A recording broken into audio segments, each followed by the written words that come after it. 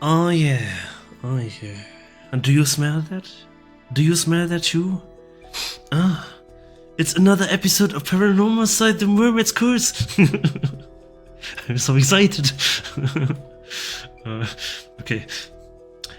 We did the Futamigaura investigation last, but before this happened, before a user's mother ended up there being cursed by someone, another similar incident happened here.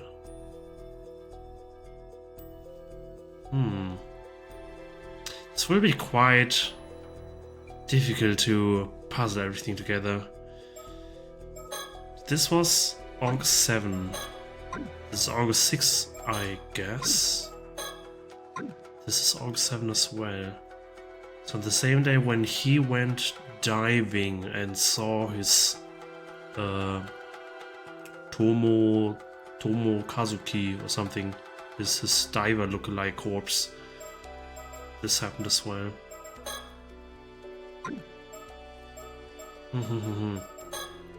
This was August 6. This should be August 6 as well. Wait, whatever. I will dive into this one.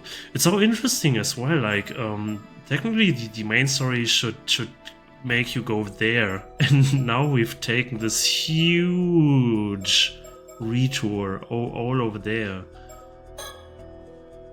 Unidentified skeletons. Yumiko Shiki. Yumiko Shiki arrives in Toba City, Mie Prefecture, to investigate the discovery of skeleton remains with her assistant Soto Kiryu. Let's see. Date unknown. August. Morning, Toba City, Ichika's town. Date unknown? Welcome, ma'am. I've been waiting for you.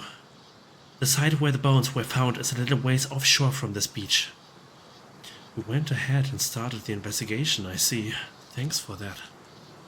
Not at all. You clearing everything with the local police meant all I had to do was arrive and inspect the remains myself. To get straight to the point, there's no doubt signs of a curse are clearly evident. The skeleton remains are tied to a supernatural incident. Seems I was right. Trust my intuition on this one. Alright then, let me hear the full report. Understood.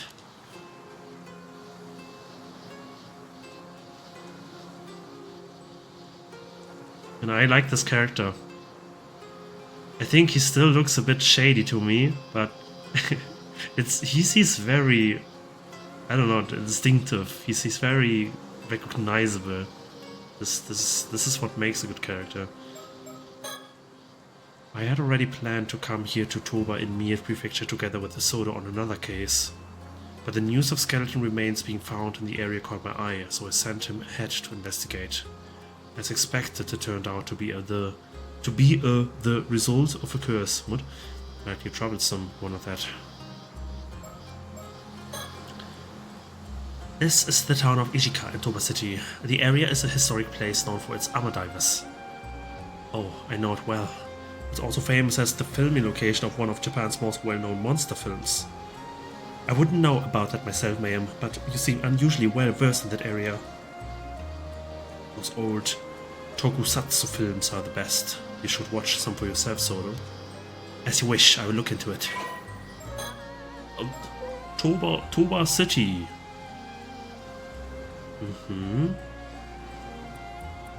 This pretty much involves Kamishima, right? A city located on the northeastern tip of the Shima Peninsula, adjacent to the Ise City and Shima City. Along with the city itself, its administrative area also encompasses 4 populated islands. The combined area of modern Toba City and Shima City was formerly known as Shima Province. Its coastline features one of Japan's most notable rear coasts, and is renowned not only for its marine industries, but also for its popularity as a tourist destination. Having originally sprung up as a castle town of the Toba domain, the years following the Meiji era saw Toba flourish as the center of the Shima region, with an abundance of marine products available in its waters. It's also famous for being home to the highest number of active armor divers in Japan. There are many guest houses run by armored divers and fishermen along the shore, providing visitors to the area with the opportunity to enjoy fresh seafood. Fresh seafood. Ijika Town? This is Toba City. This is even more specifically Ijika Town, okay. Ijika Town is a fishing settlement located within Toba City on the eastern tip of the Shima Peninsula. The area takes its name from Ijikajima, an island offshore of the region. It is said that the hollow in the center of the island was so reflective as to resemble a mirror, leading to Yamato Hime no Mikoto, giving it its current name, which is written with the characters for stone and mirror. The Rias coastline is a particularly beautiful sight and is well known as a spot to watch the sunrise. It is also notable as the filming location of the first entry in one of Japan's most famous monster film series and sees many visits from fans as a result. Like Godzilla or something? I mean, they probably couldn't mention this due to copyright, but yeah, maybe. Oh, look, the effect of the sun. Nicely done.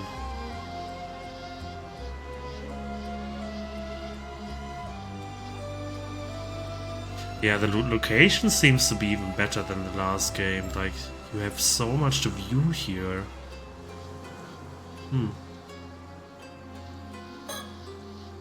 A diligent and earnest young man, his mentor, my husband, has nothing but praise for his skills, so he has my complete trust. I know I shouldn't rely on him too much, but he's so good at noticing the finer details that I often find myself doing so.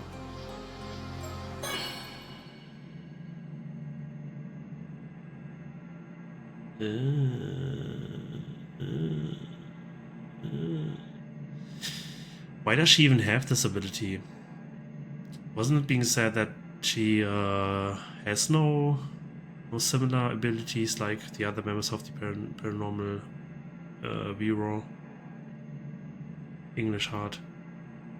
Or where the file said that she doesn't have really spiritual abilities, but there was still some very, very unique thing about her, which made her a member of the super secret police department. Maybe it's this vision ability. It must be. Skeletal. Stay out of the sea, why not? You can see the sea from here all the way to Kamishima. Do you sense anything out there, Sodo? Yes, I do. The waters south of Kamishima are saturated with the powerful presence of the curse of the raging waves. I can sense it even from this distance. That's how strong it is. Is that so? Looking out to sea, I can't see a thing. Just hope this means we've made it in time. Even during the disaster 5 years ago, the energy was never this overwhelming. The seal is broken, there's no doubt about it. So it's already broken. That isn't good. Wait. Is this the seal we broke as user? In the fishing episode I made? Wait, is like, for real? Did this affect anything? Huh.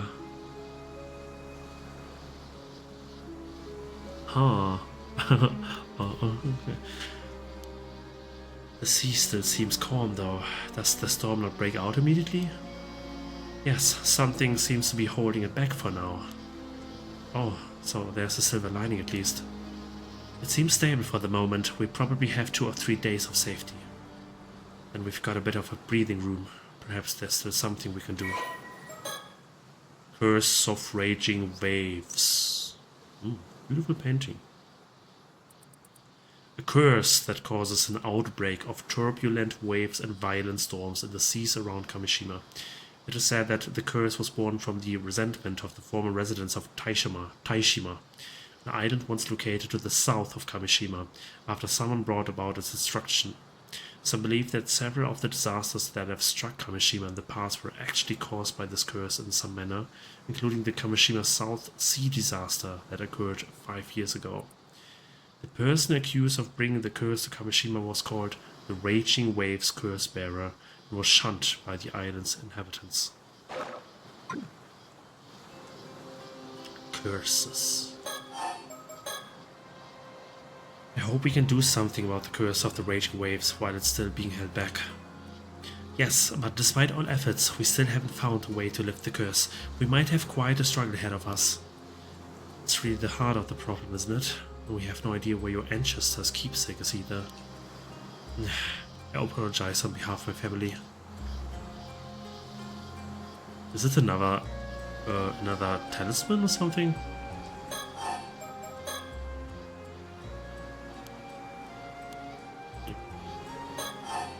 Skeletal remains.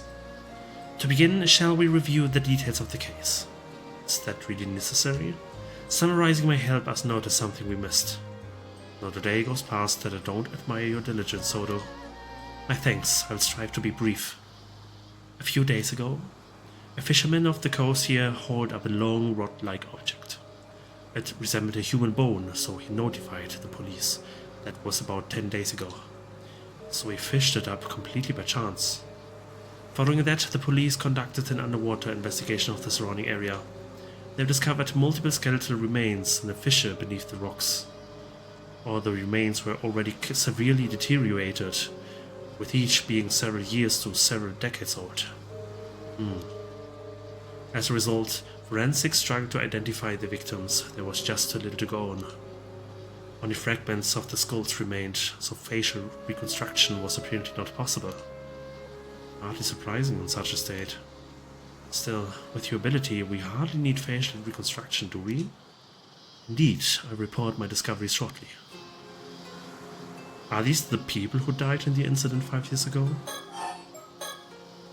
You know, one possibility comes to mind. Will you humor me? Please go ahead. I wonder if those skeletal remains could be the victims of the Kamishima Southern Sea disaster from 5 years ago.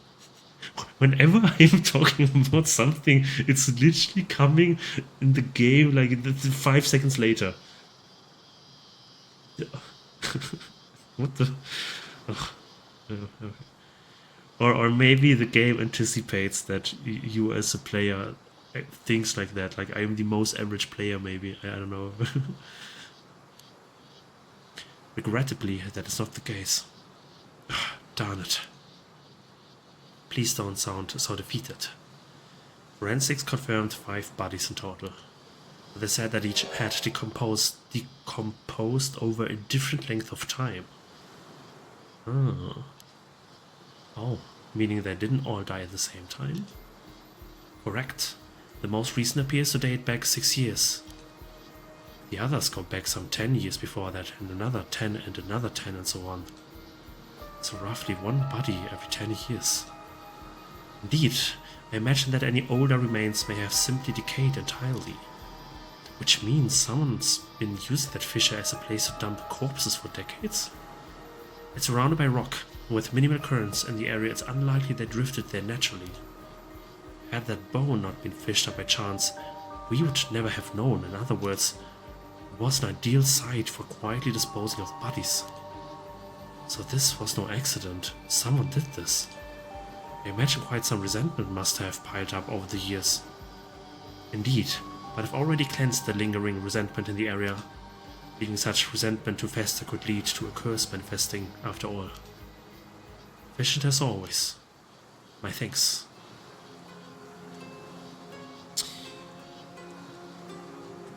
I wonder, the game is jumping through like the timelines quite a lot, and I wonder if there is some kind of time jump or time manipulation curse in the play here.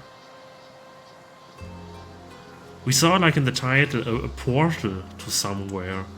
Like a portal underwater, but it also looked like outer space, and maybe time flows differently there. I think we're going to that direction, maybe, probably. Multiple skeleton remains found resting on the seabed. Something smells fishy, and I don't mean the boats. To be frank, I would prefer to head home sooner rather than later, but it seems that won't be an option. There is one more point of concern that all the remains have in common. Go on. Each body bore a clean, precise cut, clearly severed. Severed? You were saying they were sliced straight through the bone. Exactly. Each was sliced down through the bone, all with a clean cut as smooth as the last. Forensics noted that reproducing such uniform cuts would be extremely difficult. Even with industrial equipment, such precision would have been unachievable decades ago. One possible explanation is what I just said, is that a master swordsman wielding a razor-sharp katana cleaved each of them in a single stroke. Yes, well, it would certainly explain it. But warriors don't exactly run around with swords in this day and age. Which brings us to the possibility of a curse, I suppose. Correct. If the cuts were made by supernatural means, the rules change. And as it turns out, there were traces of a curse at each of the severed points. It was just a matter of time until we found one. Also, for the briefest moment, I glimpsed a curse echo that looked like a warrior in armor. A curse echo in armor? It's interesting, like, because we played the first game, we kind of know what to expect with all these terms, but it's just mentioned in text and we don't see it first person, like, you know.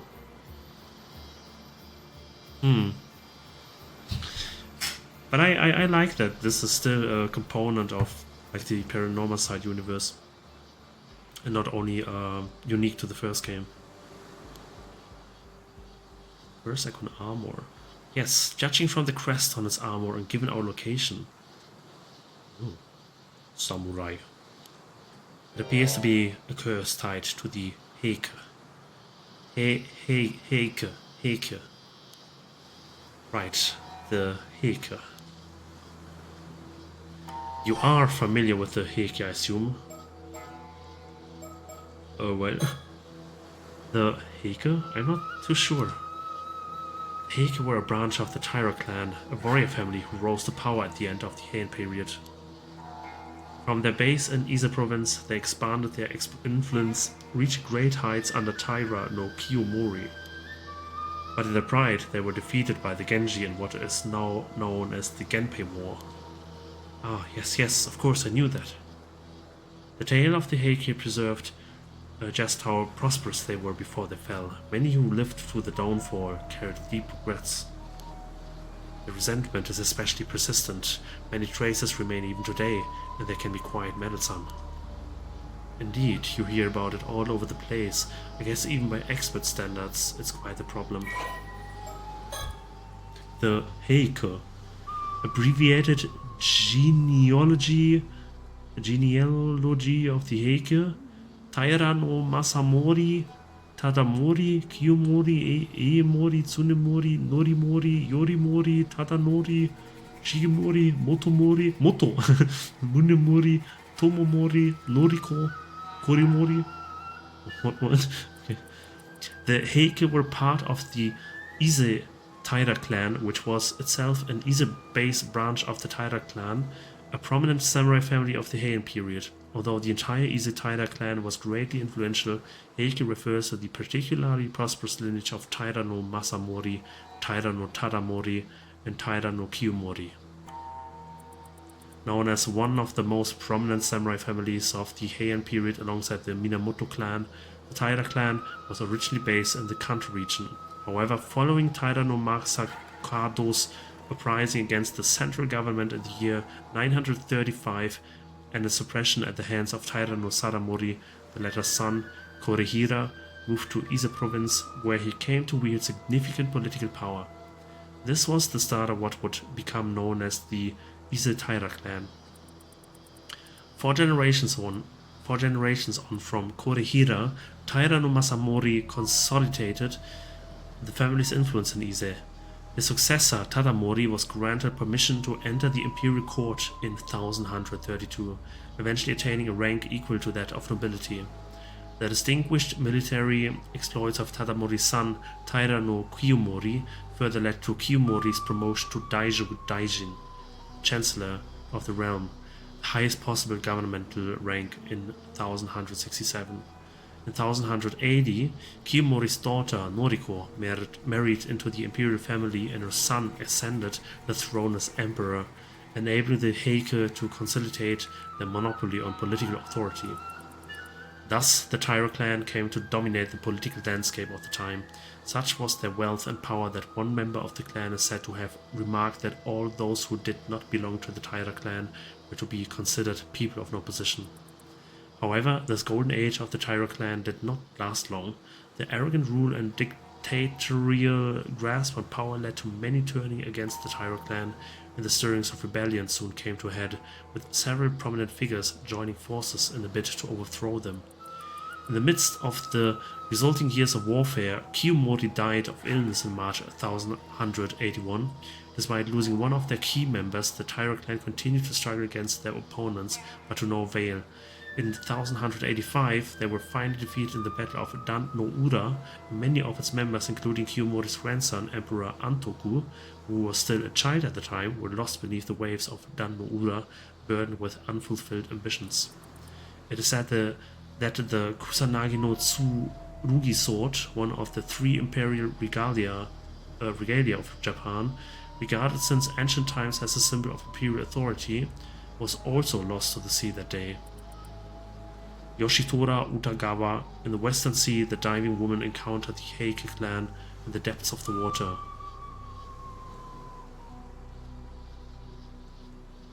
Okay. After their defeat, the surviving members of the Taira clan, now disgraced as fallen warriors, scattered across the country and lived out their days in hiding. Even to this day, legends of Taira clan survivors persist in various regions across Japan. Okay. What's more, the katana that Curse Echo carried. I believe it may have been the famed blade Nukimaru. Nukimaru? Yes, a blade passed down through the Heike, once wielded by Taira no Tadamori. I see. It would seem your love of swords has proved rather useful here. So what you're saying is that these skeletal remains were cut and killed by the power of Tadamori's curse. I can't say it was Tadamori himself, but I'm confident it was a curse from someone within the Heike. At the very least, it offers an explanation for those mysteriously perfect cuts. But the bodies being dumped every decade, surely that can't be the curse too, can it? Correct. I imagine that part likely involves further intervention by someone else. This was an accident by some spontaneous curse. There's a perpetrator out there. Indeed. However, I can't imagine any psychic with enough power to wield such a curse would dispose of bodies so poorly. My theory is that someone is using a curse stone. They're killing through its curse, then discarding the bodies. Curse stone. Think of it as a talisman that lets even those without spirit sense use the power of curses. They are created when intense resentment fuses with a suitable relic. That sounds dangerously convenient. There were a few incidents involving curse stones in Tokyo last year, actually. Didn't you hear?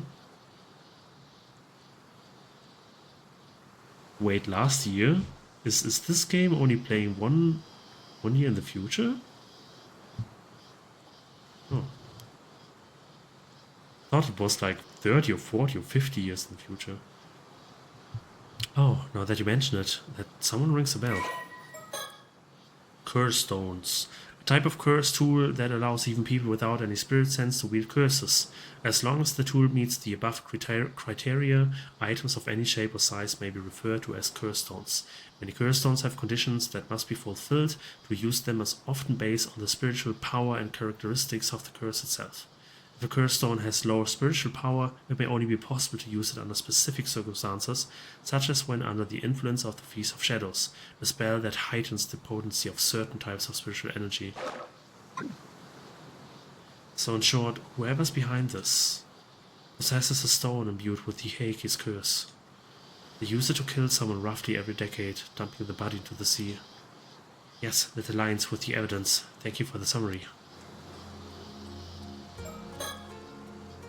Now there's this curse stone imbued with the curse of the Heike. This whole thing's turning into quite a headache.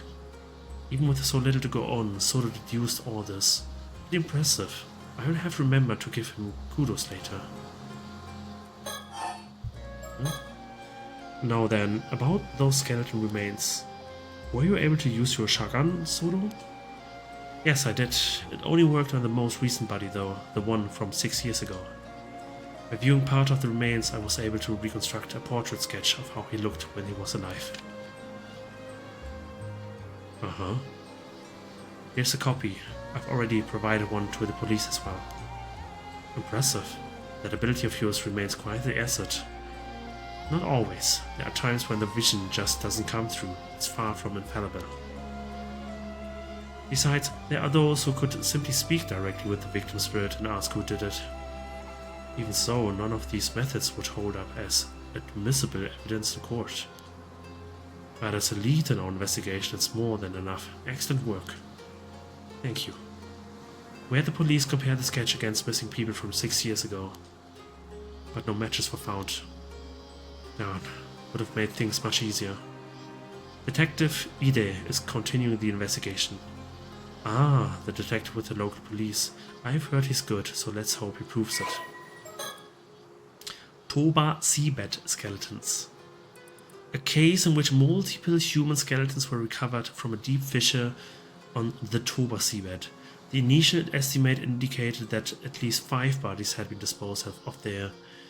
The following information has not been made available to the public. Victims' identities unclear. All victims are male. Each body is thought to have been disposed of at different times. The most recent body dates to about 6 years ago. Facial sketch of this individual obtained using Soto Kiryu's shotgun ability. The other remains show signs of gradual aging, with the oldest dating back more than 30 years, although the presence of older remains has also been confirmed that they have completely decayed and it is impossible to tell how old they are. It is unlikely that the bodies could have drifted into the fissure naturally, so it is thought that someone has been discarding them there every few years. Each skeleton shows signs of a clean, precise cut inflicted by a sharp blade. Traces of a curse were also detected from around the severed body sections. The victims are believed to have been killed by a curse wielded by someone connected to the Heike. Okay. Say, Soto, that sketch of yours. Maybe we should show it to some of the locals. Ah, good point. Someone might recognize him if they were around here 6 years ago. If we can identify the victim, it could help us trace the one who used the curse. I guess we can't just leave things be now that we know there is a curse involved. Honestly, I'd rather not deal with that. There you go again. Are you sure that's something you should be saying out loud? Obviously not. I just want to get this over with and go home, that's all. Yes, yes, we all know how much you love your home. Ma'am, behind you. Behind me?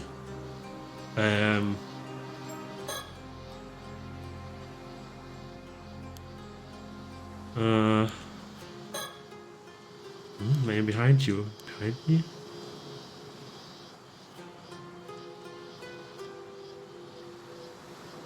Oh.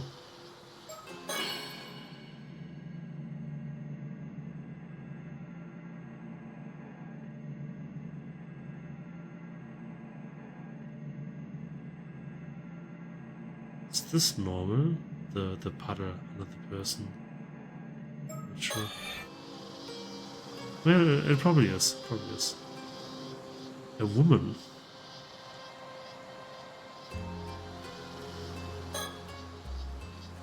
Who's that? Just someone from town passing by?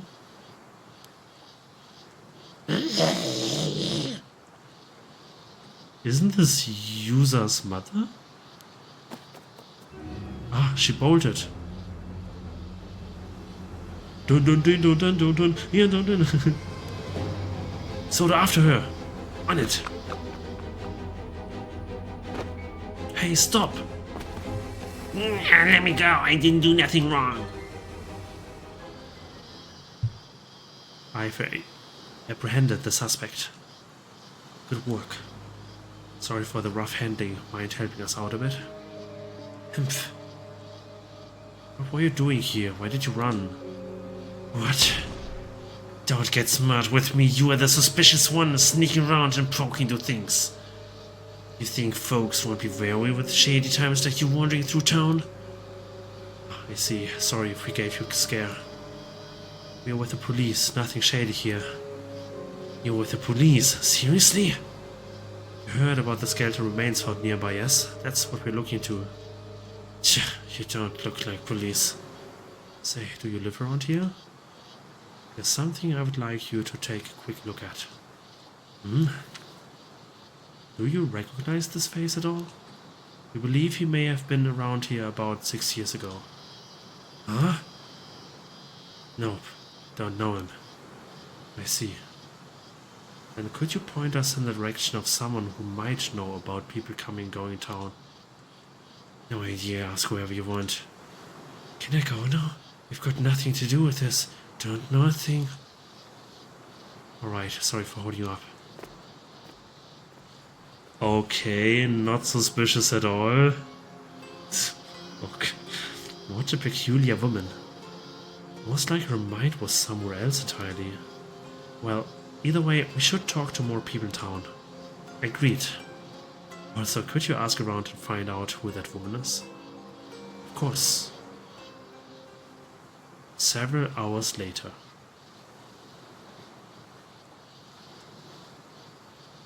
Ma'am, I've learned a few things. Excellent, let's hear it. We split up to ask around town, but all the leads I found didn't actually lead anywhere. I'm just not cut out for this kind of legwork. The port and town center are down that way, so this area is technically the outskirts. It's a quiet town, so a stranger loitering here would definitely attract attention. That's a good point. Oh my goodness! Mockingbird number 13! Ooh! Is this a duck?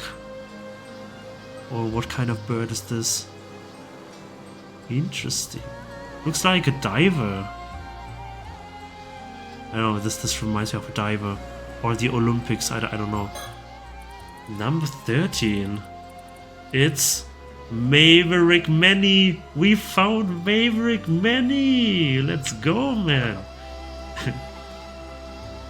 Nice. Oh. What a successful day.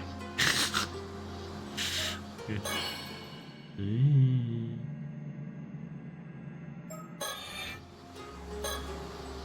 He didn't so much as flinch at the thought of TD's door-to-door investigation, not to mention he's good at it. Having him here is a huge help. About the portrait sketch. I showed the sketch of the victim to several townsfolk. However, it would seem that no one here recognized him at all. Fortunate. I suppose chances are he wasn't from this area to begin with. Guess we'll have to place our hopes on Detective Edith then. You don't suppose we might be working with a bad sketch here? You needn't worry about that. I'm confident in the likeness. It should be a near-perfect match. You're right. I'm sure it's close. Sorry for doubting you. About the woman. I also asked around about the woman we encountered earlier. Apparently, she isn't originally from this town. Oh, is that so?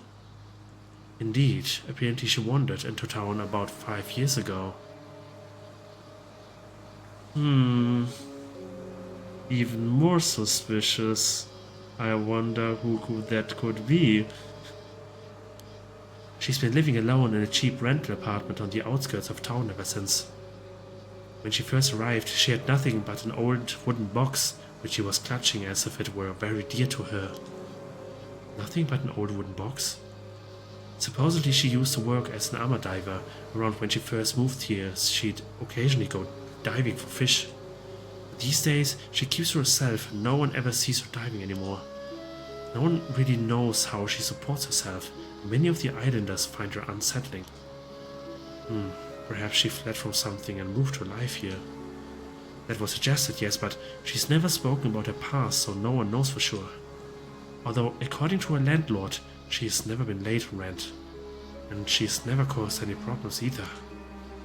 Still, it seems odd she'd get so worked up about strangers coming to town. Doesn't seem like she's in any position to be worrying about that. You think she might be hiding something? It's possible. Her attitude changed the moment we said we were with the police. Perhaps she was keeping watch over the coast where the bodies were dumped, waiting to see if someone showed up. Right, I mean, the most recent bodies from 6 years ago, and she arrived in town 5 years back. The timing's rather suspicious when you look at it like that. We'd best keep an eye on her. Agreed. Were you able to get her name?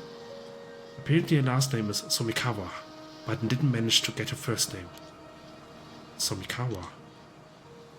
Why does that name sound so familiar? You've heard it before? I think so, but I can't quite remember where.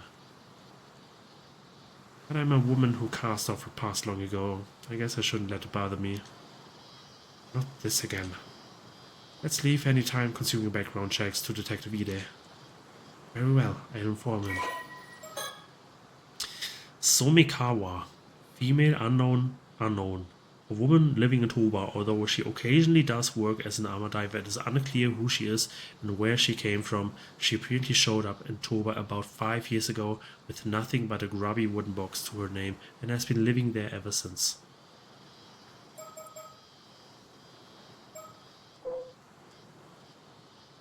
Somikawa. I mean, yeah, does match.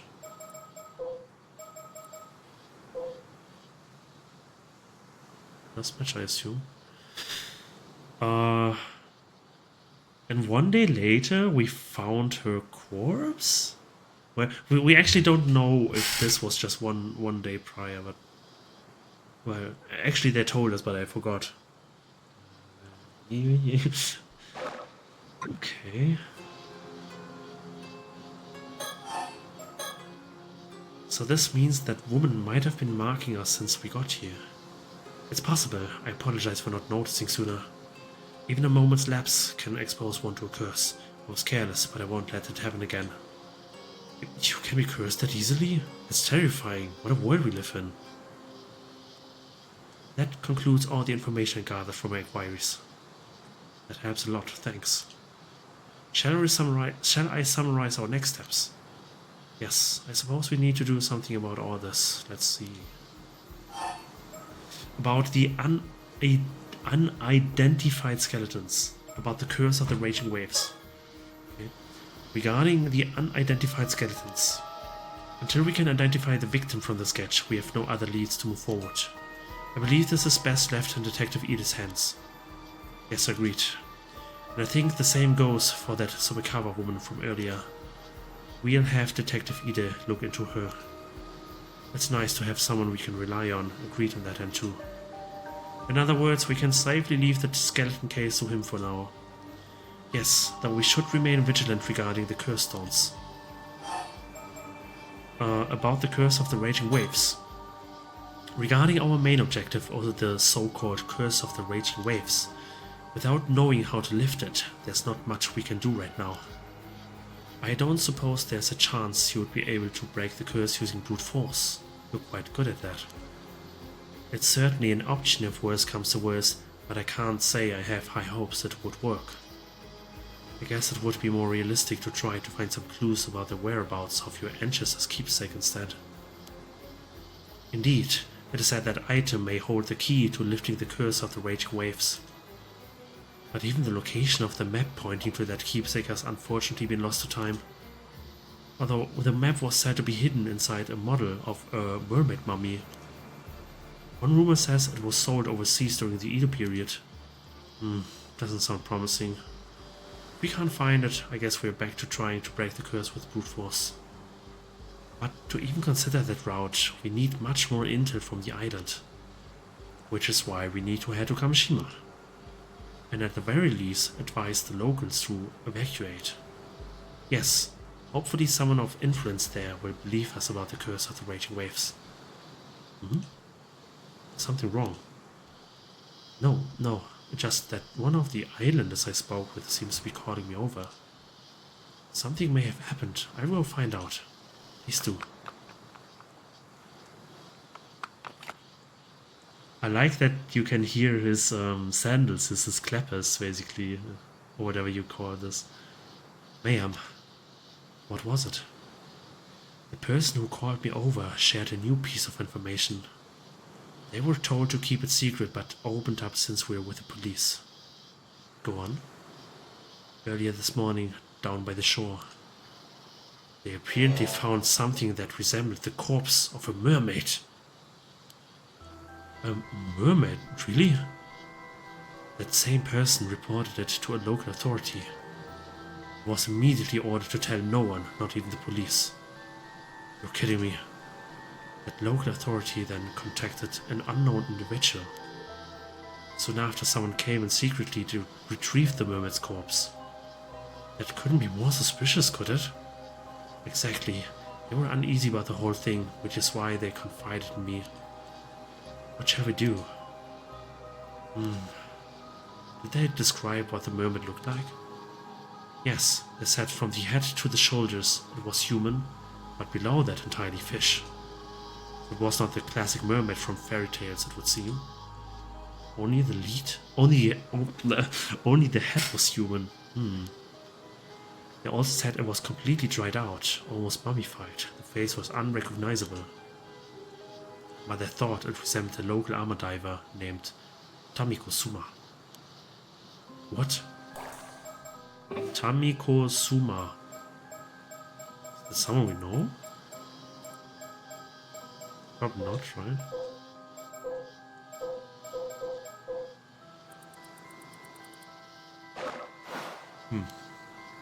Apparently, she went out diving alone this morning and has returned.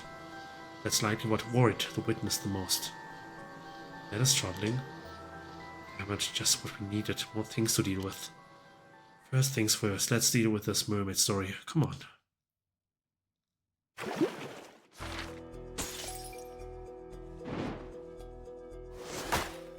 Ooh. Unidentified skeletons. Date unknown. Still date unknown, okay. Why hide the date?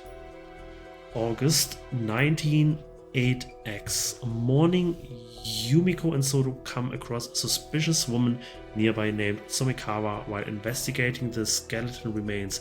As they progress their investigation to the curse of the raging waves, the true objective, they also hear talk of a mermaid corpse.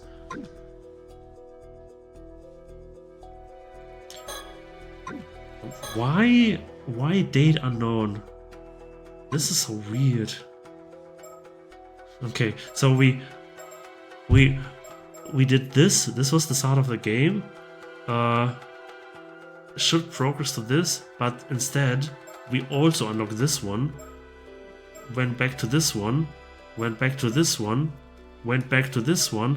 Then even further back to this one, and now we are jumping slightly ahead into the future to this one. It's like, what the hell? This is a lot different from the first game, but I like this. It's very surprising and exciting what kind of new chapter you get. Alright. Anyway, thank you for tuning in, and I will see you in the next episode. Bye bye.